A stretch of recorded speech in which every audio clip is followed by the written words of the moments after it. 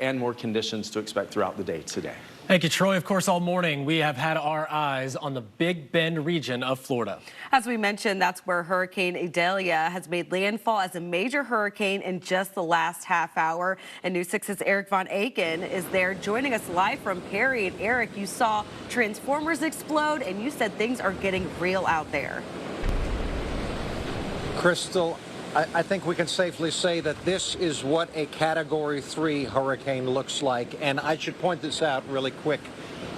The only reason we can bring you these live pictures is because of where we are. So, again, we've done this once or twice, and we've found this block building to protect ourselves, to surround ourselves with. We are under this overhang, and that's why we're not getting not just soaked at this point, but we're also not getting blown away. That out there is Category 3 winds. It sounds like it, you know. It really, in the last 20 minutes or so, that's when the roaring picked up, especially as the wind blows in from down 98. So that's Highway 98 that you're looking at right in front of us. And these sheets of rain sliding across the parking lot, and the wind with this is picking up anything that can be picked up. The good news is at this point, I mean, you see this city here in North Florida largely intact. The power went out, 45 minutes ago, about an hour ago at this point. I believe it was Crystal was talking about the transformers blowing. We saw 7 blow, and then the lights kept coming on up until then.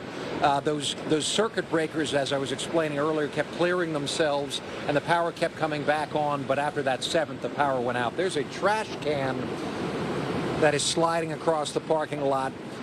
Again, this is a bit reassuring that at this point it's only trash cans, only things that are loose enough to be picked up by the air that are flying around here. There's still cars on the road. That is not a police vehicle.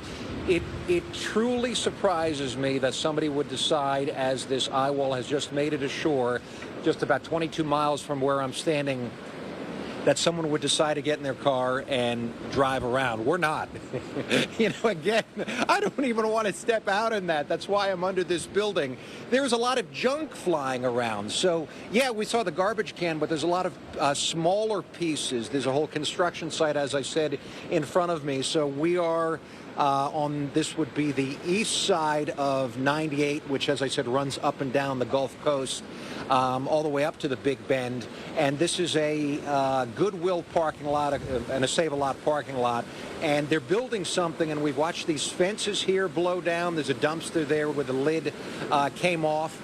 And now anything, as I said, that can be picked up is being shot through the air. That's why we're not stepping out from under this protective covering. This van here has been taking a beating, but as I said, the things that are that have a structural foundation are staying intact. So we've seen some signs blow apart, but even some swaying. But still, you see the light posts, you see the buildings, you see the structure of the sign.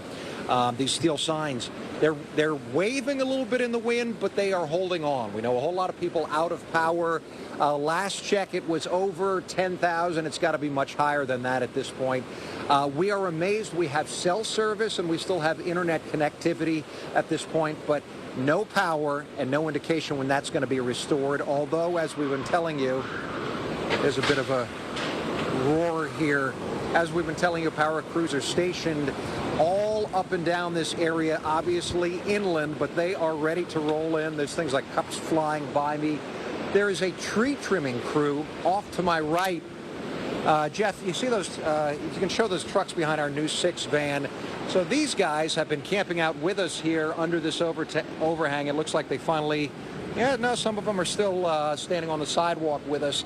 So they told us they drove from Ocala, and they're ready to roll in. Yeah, there they are. They're hanging out. They're ready to roll in as soon as the worst of this moves through. They want to make some money, but they also said that they want to help. These guys were sharpening their chainsaws all night long because they know what they're up against. So what we're expecting here, a lot of power lines down, a lot of trees down. The question is, how much worse is it going to be than that? I know we're hearing Tom's talking about the eyewall replacement. The force is down. I considerably, I guess, compared to what we were afraid that it might be. A lot of folks worried about their homes, their roofs, their windows, trees down on their houses.